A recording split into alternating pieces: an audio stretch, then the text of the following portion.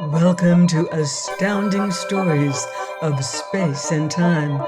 I'm Mardell, reading The Skylark of Space by E. Smith. Chapter 21. Suddenly the silence was shattered.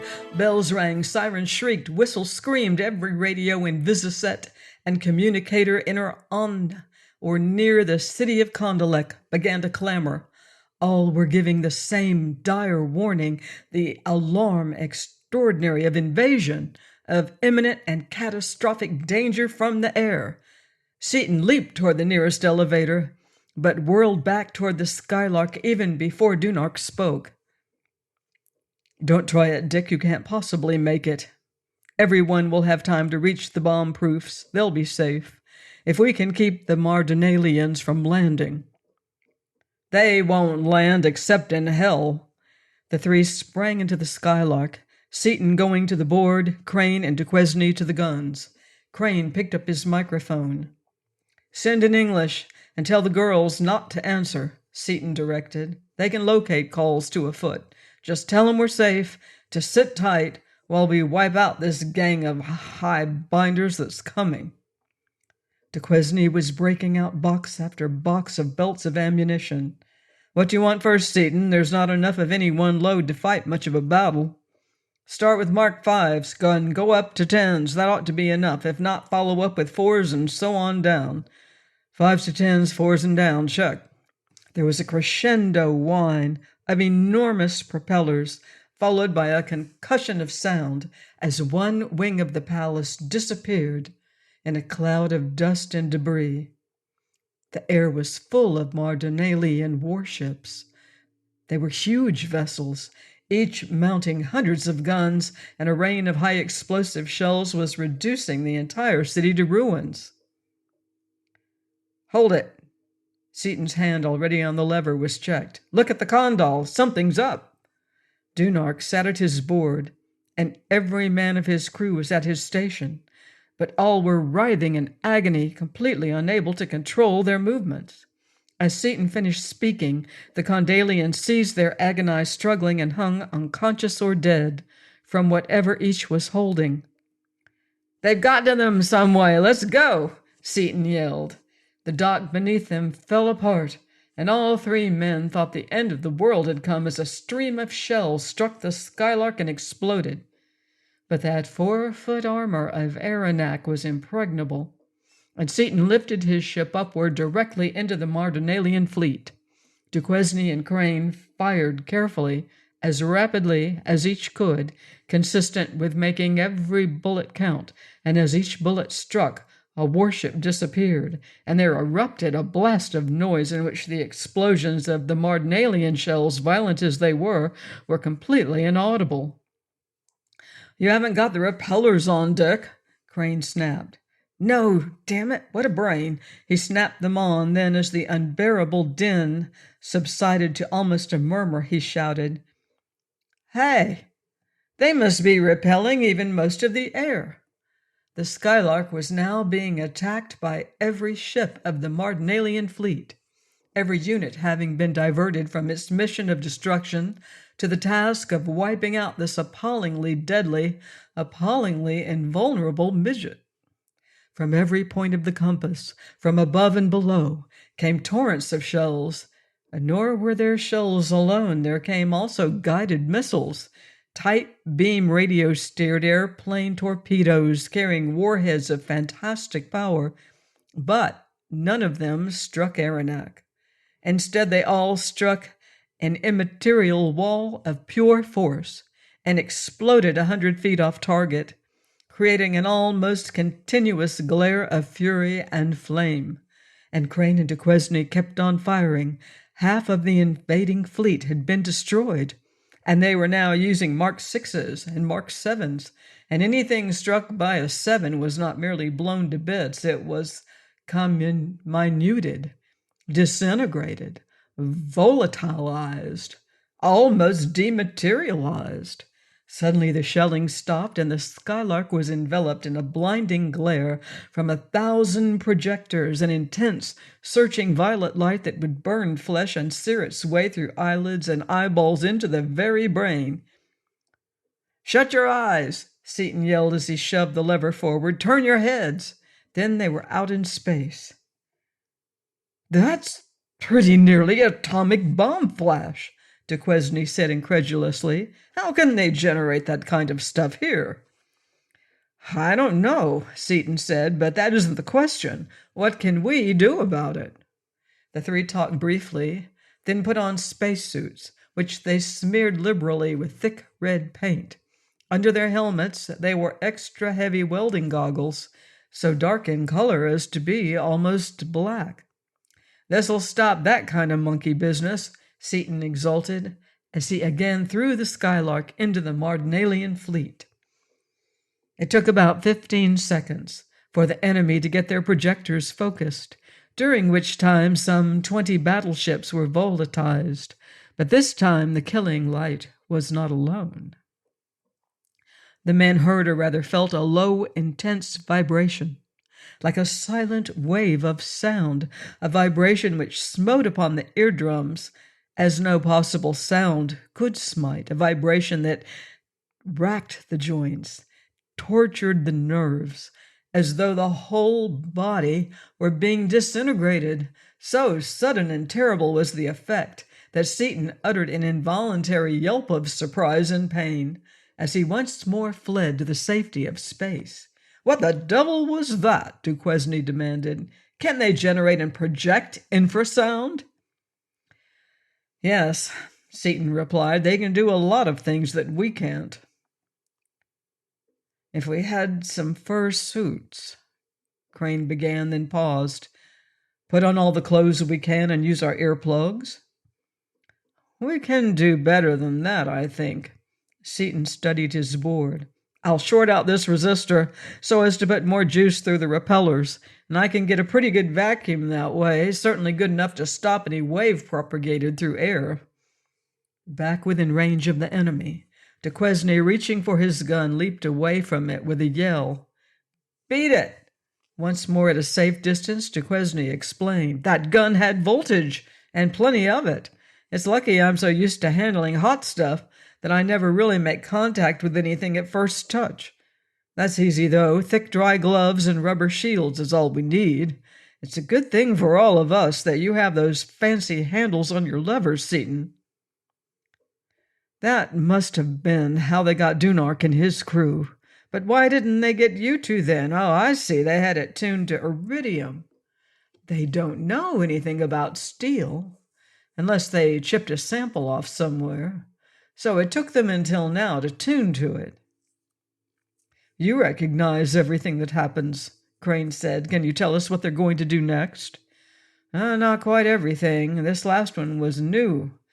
It must be the big new one Dunark was worrying about. The others, yes, but the defenses against them are purely Condalian in technique and material. So we have to roll our own as we go.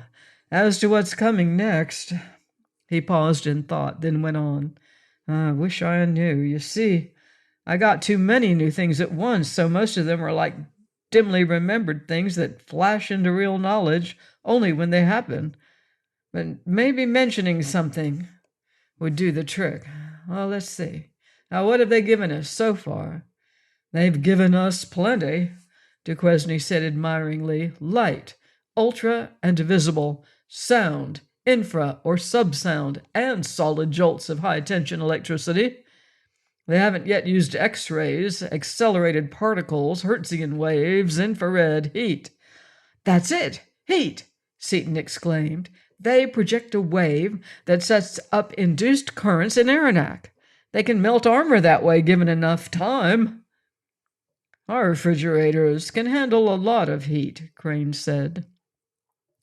"They certainly can, the limit being the amount of water on board.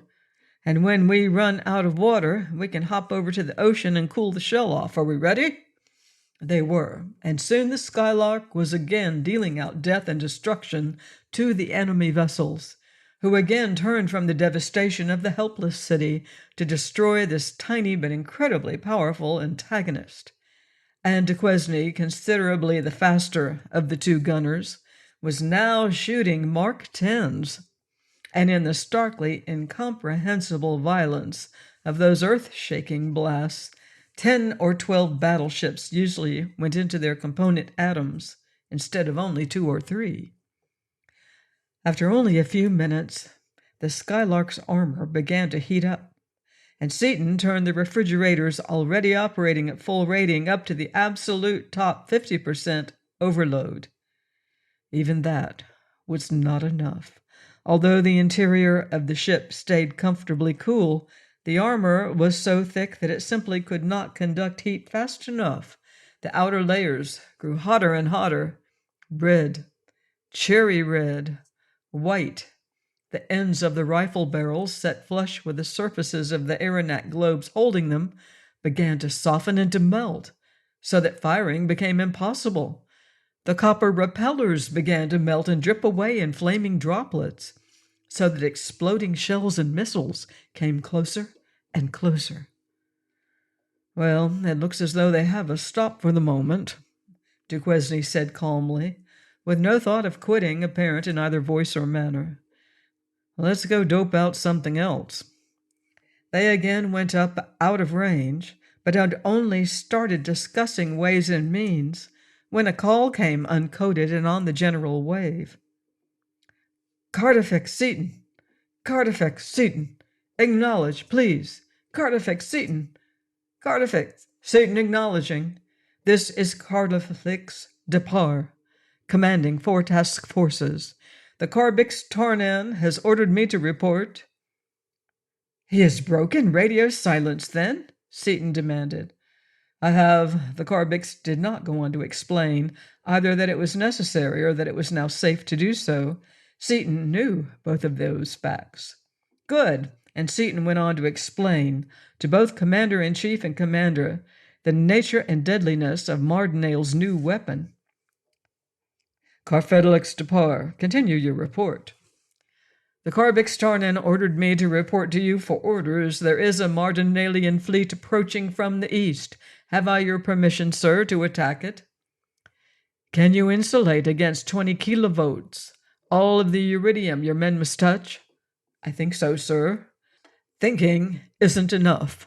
If you can't land and get insulation before engaging with any Mardonalian vessel, are any more of our task forces en route?" "Yes, sir. 4 within the quarter hour, 3 more in 1, 2, and 3 hours respectively, sir." "Report acknowledged. Stand by." Seaton frowned in thought. He had to appoint an admiral, but he certainly did not want to ask, with every living Condalian listening, whether or not this Depar was big enough man for the job. "Carbix Tarnan, sir," he said. "Tarnan acknowledging.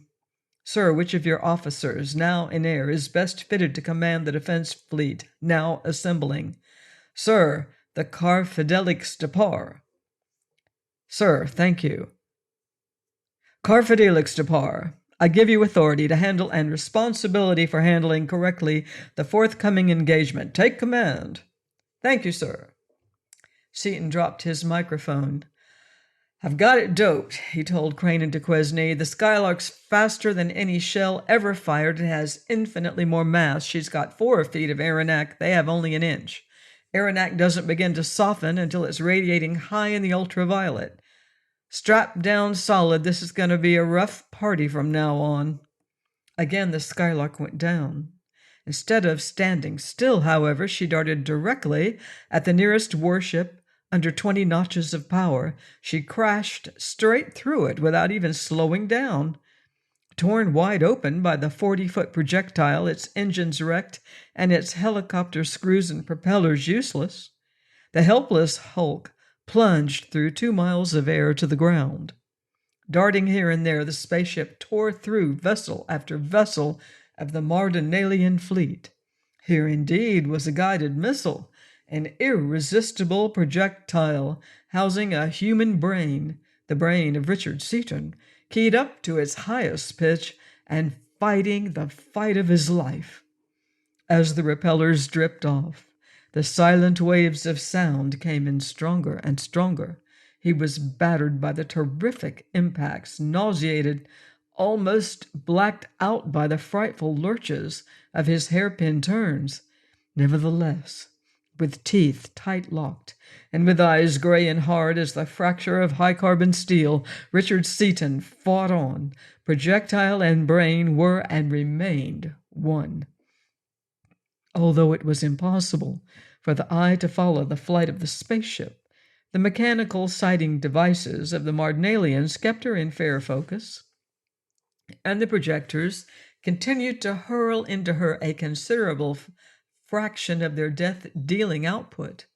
Enemy guns were still emitting streams of shells, but unlike the waves, the shells moved so slowly compared to their target that very few found their mark. Many of the great vessels fell to the ground, riddled by the shells of their sister ships. Seaton glanced at his pyrometer. The needle had stopped climbing, well short of the red line marking the fusion point of Aranac. Even as he looked, it began, very slowly, to recede. There weren't enough Mardonalian ships left to maintain such a temperature. He felt much better, too. The sub-sound was still pretty bad, but it was bearable. In another minute, the battle was over. The few remaining battleships were driving at top speed for home. But even in flight, they continued to destroy. The path of their retreat was a swath of destruction. Half inclined at first to let them escape, Seaton's mind was changed as he saw what they were doing to the countryside beneath them. He shot after them, and not until the last vessel had been destroyed did he drop the Skylark into the area of ruins, which had once been the palace grounds, beside the condal which was still lying as it had fallen. After several attempts to steady their whirling senses, the three men were able to walk. They opened the lock and leaped out through the still white-hot wall. Seaton's first act was to call Dorothy, who told him that the royal party would come up as soon as engineers could clear the way. The men then removed their helmets, revealing pale and drawn faces, and turned to the condal. "There's no way of getting into this thing." "Oh, fine. They're coming too." Dunark opened the lock and stumbled out. "I have to thank you for more than my life this time," he said, his voice shaken as much by emotion as by the shock of his experience, as he grasped the hands of all three men. "I was conscious most of the time and saw most of what happened. You have saved all Condal." "Oh, it's not that bad," Seaton said uncomfortably. "Both nations have been invaded before." "Yes, but not with anything like this. This would have been final. But I must hurry. If you will relinquish command to me, Dick, please, I will restore it to the Karbix. The Condal will, of course, be his flagship." Seaton snapped to attention and saluted. "Kofedix Dunark, sir, I relinquish to you my command." "Karfedix Seaton, sir, with thanks for what you have done, I accept your command." Dunark hurried away, talking as he went with surviving officers of the grounded Condonalian warships. In a few minutes, the Emperor and his party rounded a heap of boulders. Dorothy and Margaret screamed in unison as they saw the haggard faces of their husbands and saw their suits dripping with red. Seaton dodged as Dorothy reached him and tore off his suit. "Nothing but red paint," he assured her as he lifted her off the ground. Out of the corner of his eye, he saw the Condalians staring in open-mouthed amazement at the Skylark. He turned. She was a huge ball of frost and snow. As Seaton came back to the girls from shutting off the refrigerators, Roban came up and gave the Earthmen thanks in the name of his nation for what they had done. "Has it yet occurred to you, Karfedix Roban?" Margaret said diffidently, that had it not been for your rigid adherence to your code, none of us Tellurians would have been on Osnome or near it when the Mardonalians attacked you.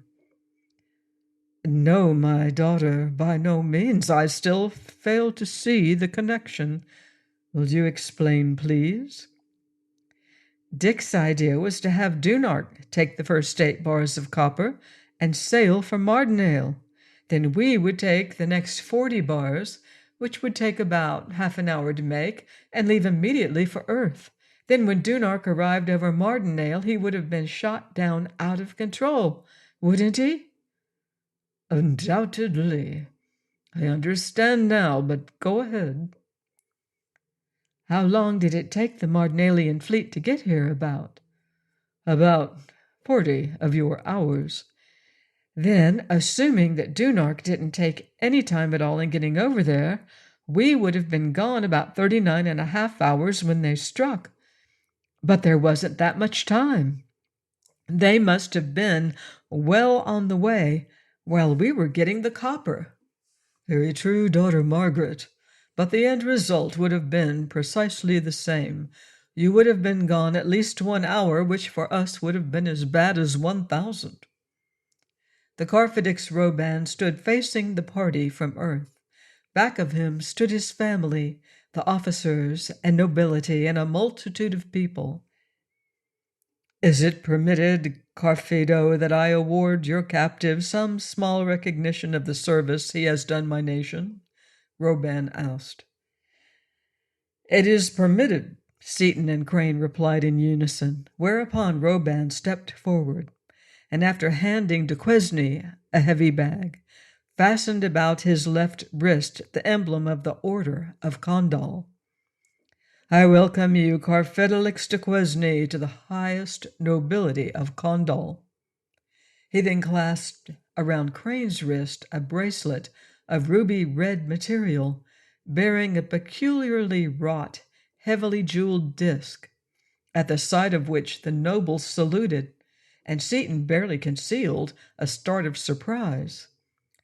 Carfidix Crane, I bestow upon you this symbol, which proclaims that throughout all Condalian Osnome, you have authority as my personal representative in all things great and small. Approaching Seaton, Roban held up a bracelet of 7 discs so that everyone could see it. The nobles knelt. The people prostrated themselves. Carfidix Seaton, no language spoken by man possesses words able to express our indebtedness to you. In small and partial recognition of that indebtedness, I bestow upon you these symbols, which declare you to be our overlord, the ultimate authority upon all Osnome. Lifting both arms above his head, he continued, May the great First Cause smile upon you in all of your endeavors until you solve the prime mystery. May your descendants soon reach the ultimate goal. Goodbye. Seaton spoke a few heartfelt words in response, and the 5 Earth people stepped backward toward their ship. As they reached it, the standing emperor and the ranks of nobles snapped into the double salute. Truly a rare gesture. What'll we do now? Seaton whispered. I'm fresh out of ideas. Bow, of course, Dorothy said. They bowed deeply and slowly and entered their vessel. And as the Skylark shot into the air, the grand fleet of Condalian warships fired a royal salute. Please join me next time for the exciting conclusion of The Skylark of Space by E.E. Smith, here on Astounding Stories of Space and Time. In the meantime, watch the sky.